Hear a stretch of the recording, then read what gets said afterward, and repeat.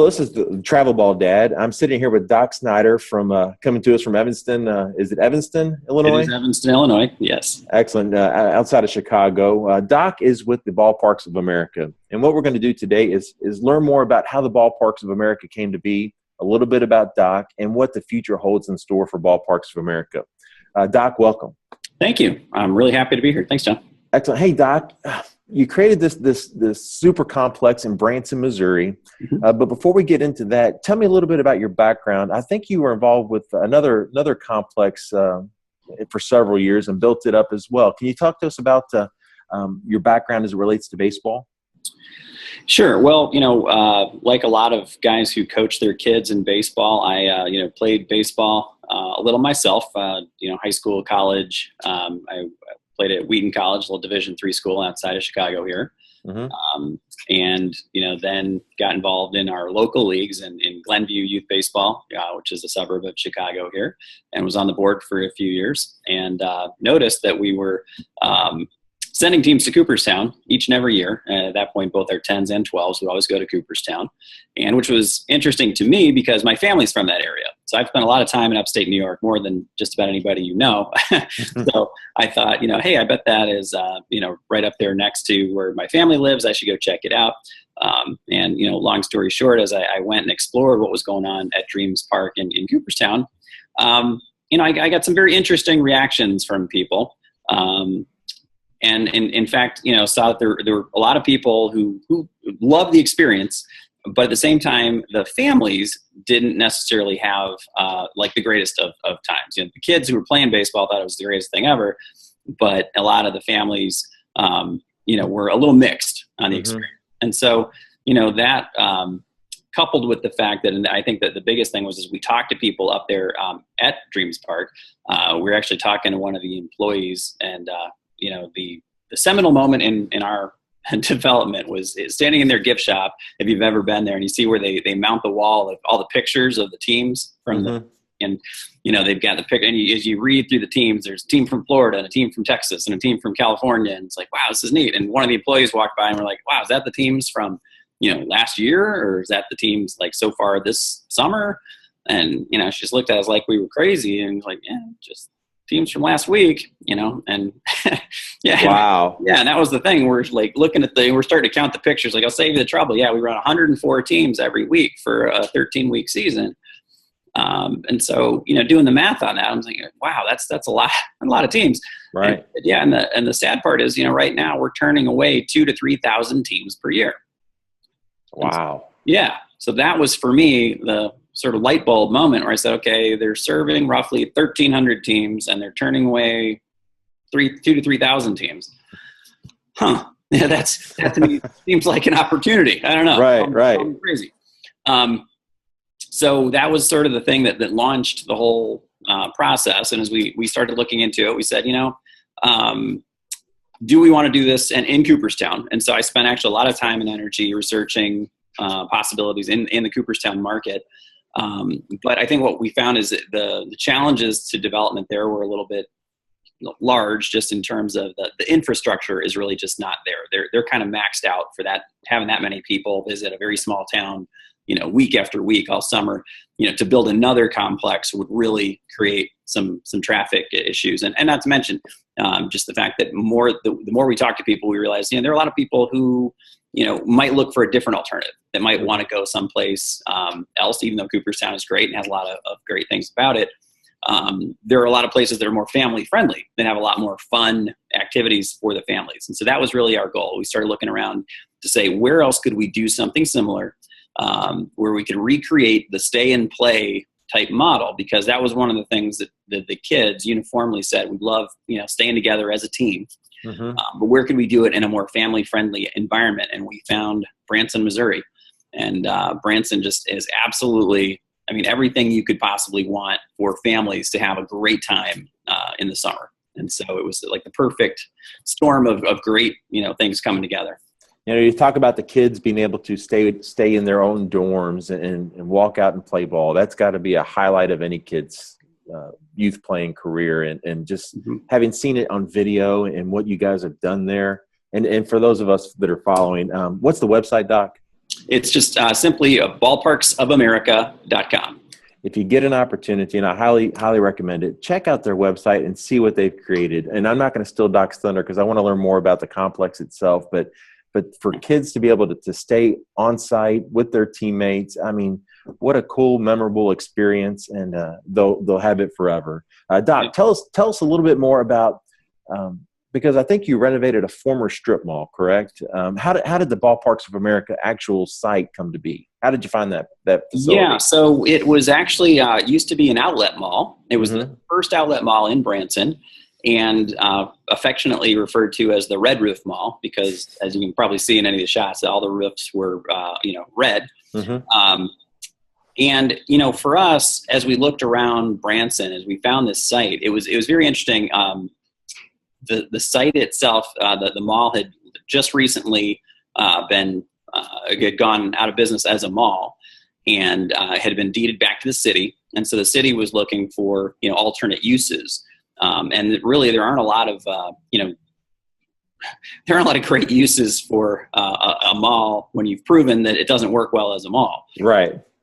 But for us, it was just if you look at these buildings, and that was the thing that as we walked around, it was a very interesting experience because the buildings themselves look like they were built out of the materials that you use to build a stadium. What I mean by that is the sculptured concrete blocks or the big metal girders and the metal roofs, and everything about it has this sort of stadium-ish feeling to it. And so the more we walked around, we're like, wow, if you picture where there's a big L-shaped building, it's an L-shaped 2-story building, is where we put our championship field, which is our version of Busch Stadium, St. Louis Stadium. And it drops down. So there's an actual upper deck down both the left and right field lines. That's a catwalk that walks all the way down on both sides. And then we were able to run the seats down, from there. So there are 500 stadium seats. There's sunken dugouts. It's an all turf field. All of our fields are 100% turf. And we built this, replica, a sense of Busch Stadium, in that L. And we essentially got the effect of an entire stadium by dropping the field into that little L-shaped alcove. And so it's just so cool. And I defy you to show me any place else in America where, 11, 12, and 13-year-olds are playing on a field that is built to their size and scale that has an upper deck. As the parent of a 12-year-old and a 10-year-old as well, what a cool experience for them to play on something like that created for them. It gives them the feeling, hey, I'm in the big leagues. They're not, but it's the experience. Exactly. And, it's the quality, everything about it. I think it's just phenomenal. And so you talked about St. Louis Stadium. Tell us about the other 4 fields. Yeah. So again, all of our fields are 2/3 scale replicas of major league stadiums. And, certainly a concept we didn't originate, but we tried to develop. In fact, we worked with some of the Ripken people because Ripken has done this with some of their facilities as well. But again, we had such a unique venue, and we were able to use, again, some of the other existing buildings. And another great example would be at Wrigley Field.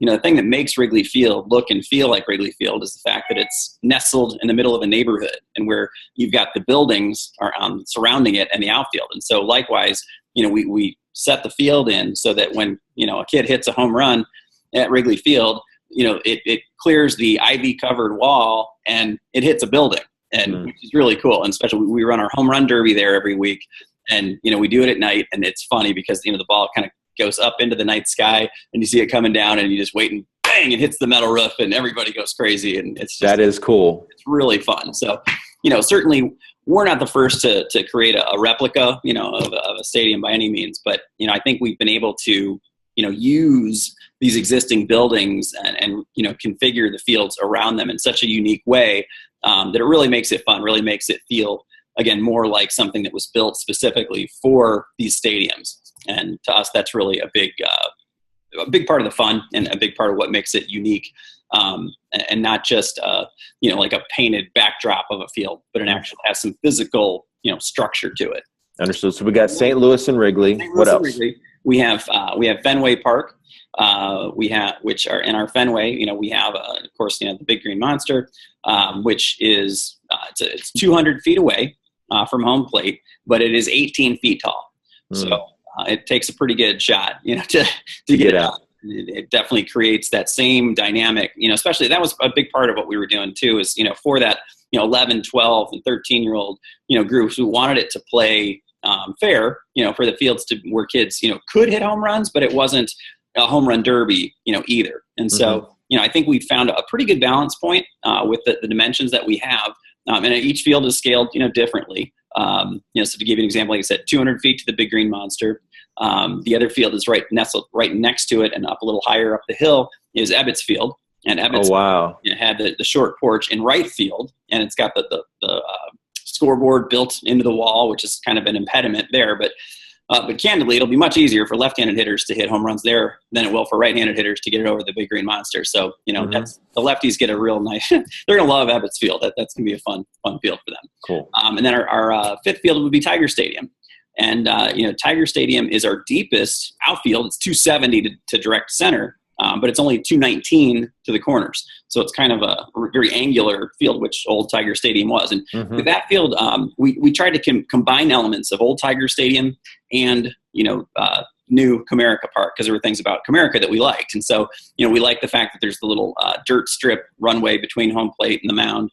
We like the home plate shaped, dirt. I noticed the home plate is just like Tiger Field or Comerica. Yeah, like Comerica is now. But we like the color scheme and some of the other things of old Tiger Stadium. And so, with the fields, we have about 100 stadium seats at Tiger, and we were trying to recreate the light blue and the orange seats of old Tiger Stadium. And so we actually have reclaimed and renovated seats from it's actually BYU football are the light blue seats, and Auburn football are the orange seats.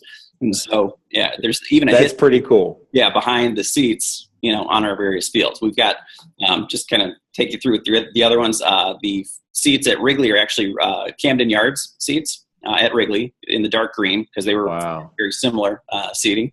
At Fenway, we have actual Fenway seats in our Fenway Park, but with this caveat, we have the bottom half of the seats. But the tops they sell for memorabilia shows, people autograph them and whatnot. So we have Fenway butts, but we don't have backs. So we had to get new backs made for them. Well, it's a great story if nothing else. Yeah, exactly. That's so cool.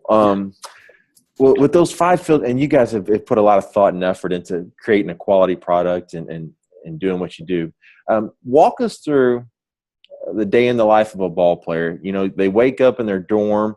Tell us what that ball player's day is like, for example, when they're playing, and then of course with their off days. Tell us about that experience. So and it might be helpful to even just kind of walk through the week and the way that schedule works, because they come in on Friday night, take a tour of the facility, they're able to get settled in their team suites. And, and again, the team suites, to your point earlier, we're trying to make this a major league experience. So they have the big open lockers where they can hang their gear. They've got the flat screen TV where they can, hook up their gaming systems and, play video games when they're, between games and that kind of thing. And then there's a bunk area for the players behind one big row of lockers, bunk area for the coaches behind the other row of lockers. So they're in kind of an L shape. So the coaches are there to supervise, but they have a little bit of, privacy as well. So it works out really well. And there are health club quality bathrooms in each unit, or adjacent to each unit, so that the teams will share those units. But again, it works out fine because the team schedules are so different that they're not there typically at the same time. So in any event, they come in, they get in their team suite the first night. Saturday morning, we have the opening ceremonies where they'll come out and with their banner for their team, be introduced. And the great thing about Branson, there's lots of interesting local entertainment. And so week by week, we have different entertainers who come in and whether sing the national anthem, do a few songs. So we try to make it an entertaining, fun thing for the parents, as well as seeing their kids, introduced. That leads right into a round of skills competitions.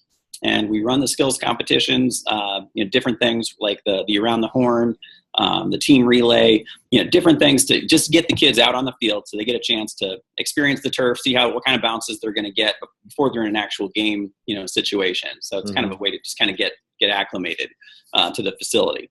And then from there, we run into a round of games. So they'll play a round of games on Saturday night. They will play either 1 or 2 games on Sunday, Monday, and Tuesday. And so, to your point, each day they're going to get up, look at their schedule. If they've got a 2-day game, 2-game day, I meant. Right.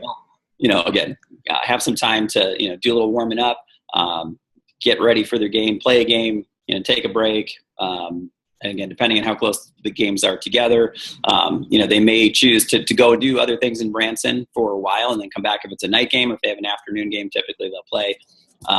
And then, again, at night, there is tons of fun stuff to do in Branson. Now, one thing you should keep in mind, all participants get a one-day pass to Whitewater, the largest water park in Branson, which is right across the parking lot from us. Oh, wow. The car, they can just walk over.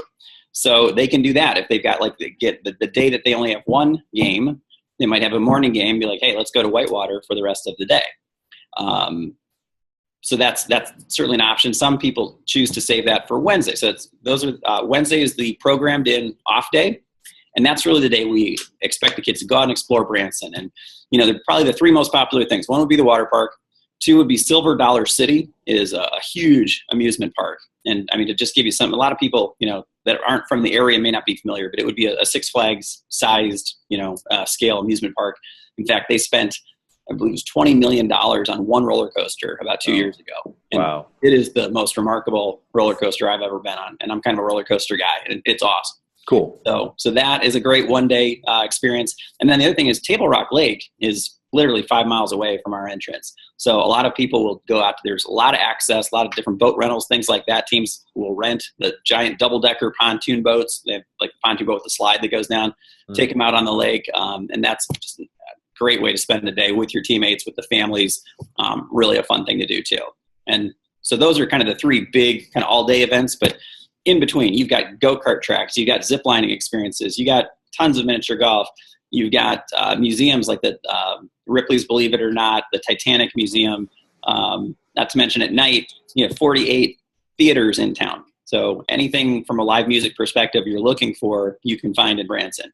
So lots of fun stuff to do, not only for the kids, but for the families as well. And that was, like I said earlier, why we decided to locate this in Branson. It was just a slam dunk. It made so much sense, based on all the fun things there are to do. You really do have something for everybody. So that's not a dull moment to be had. Exactly.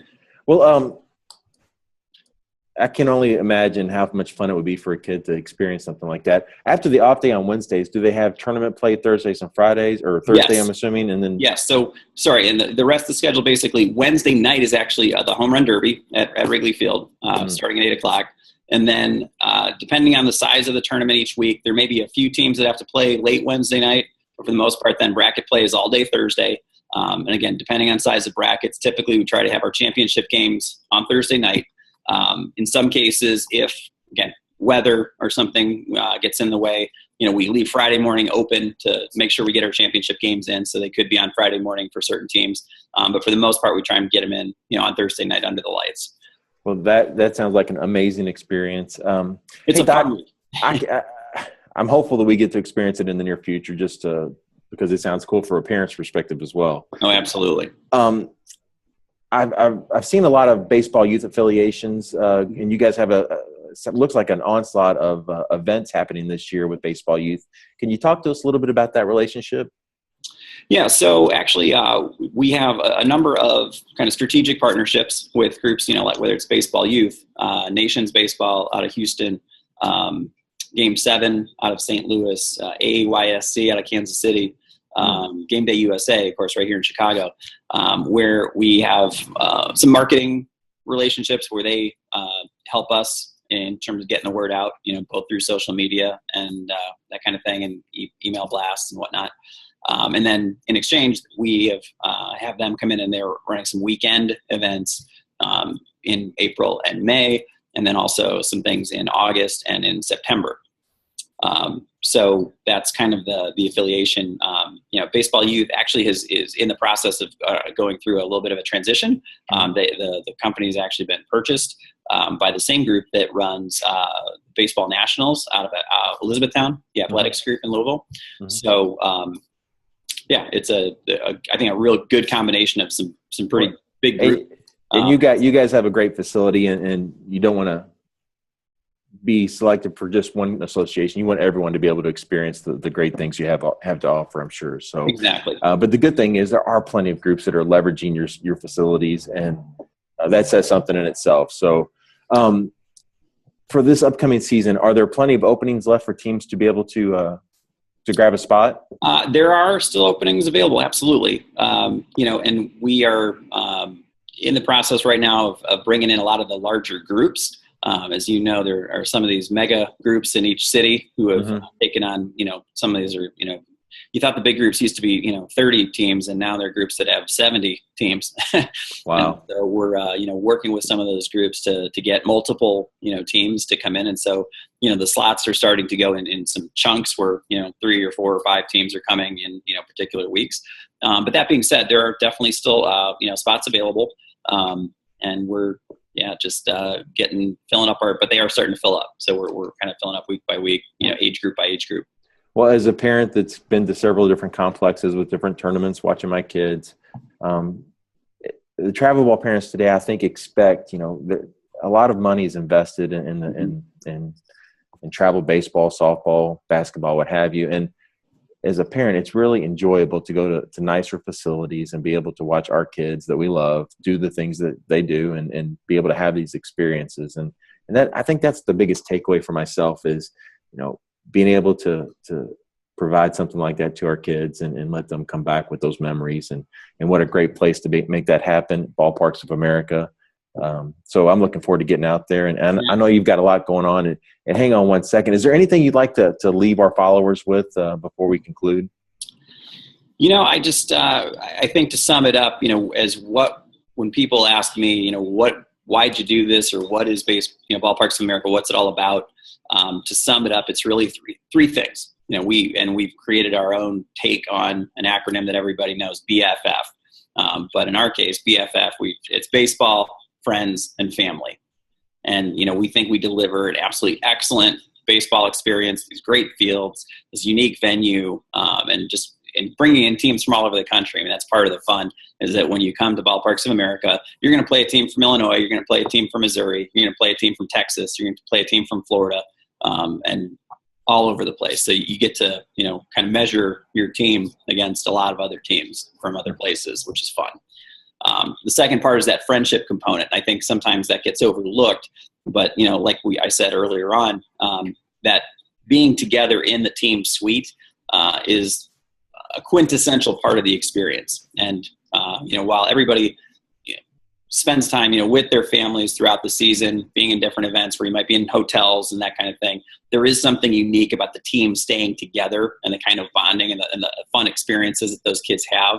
And I will tell you, without hesitation, that a lot of kids, even if they were on a team that maybe didn't perform particularly well that week, still come away saying we had a great time because we just had that week being together with our buddies, and it was just awesome, again, playing video games and just hanging out, eating meals together, just being together as a team. And then that third part is really the family component. And, to the point you just made, we're trying to create a venue. I think we have created a venue that is unlike really anything else out there in this youth space, where the parents just have this opportunity to, again, sit in stadium seats, watching their 11s and 12-year-olds play, to have just so much at their fingertips with respect to all of the fun experiences that are available, in Branson. And we just know it's going to be a week that families will never forget. And that's really what we were trying to create. So love to, encourage teams if they're looking for that one big experience. We do have slots available certainly in 2017, and we're already starting to take pre-registrations for 2018. So, oh wow, yeah. So, well, Doc, thank you so much for the time. And hang on one second, and we'll finish up. But we really appreciate it. Looking forward to a great 2017. Wishing you guys all the best. Thank you, John. Appreciate it. 1 second.